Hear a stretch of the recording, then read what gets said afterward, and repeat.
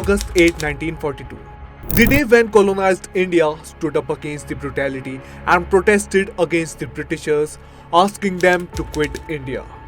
This was not a plea, but an ultimatum to the British regime, which had been for years and years devastating the nation, looting it, and where the English showcased all its brutality against Indians.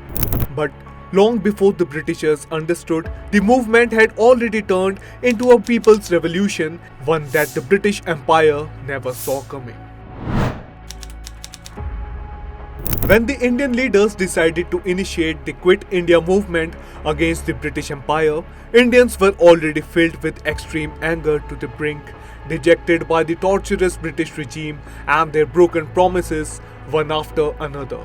First was the failure of Cripps' mission, wherein the British sent Sir Stafford Cripps to India to offer limited self-government after World War II.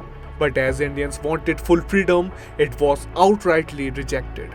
Then the nation was also severely impacted by the added pressure of World War II, where the country was forced to get involved without its consent. This added burden over an already struggling nation brought with it economic impact, shortages of food and goods, and inflation. Alongside Britain's open support for the Muslim League and the partition of India angered Gandhi and the Congress. And finally came the racial discrimination, with Indians being treated as second-class citizens.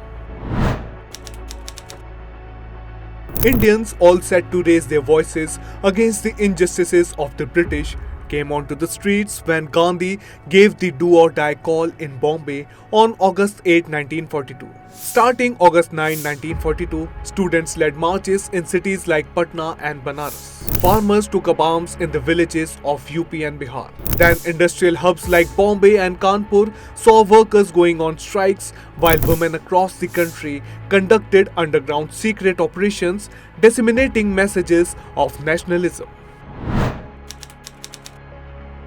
Within hours of the launch of the movement, the British Empire began a harsh crackdown on those protesting against it. Several top freedom fighters, including Mahatma Gandhi, Jawaharlal Nehru, and Sardar Vallabhbhai Patel, were arrested. Congress was banned.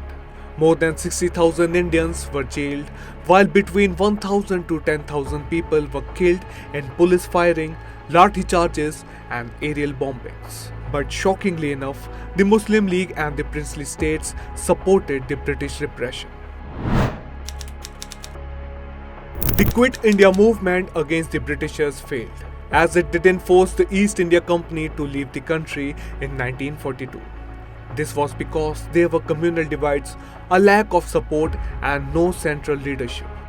Yet, it surely was a blow to the British Raj. The widespread protest, which went on despite many being jailed and often in secret places, proved that Indians no longer feared colonial might.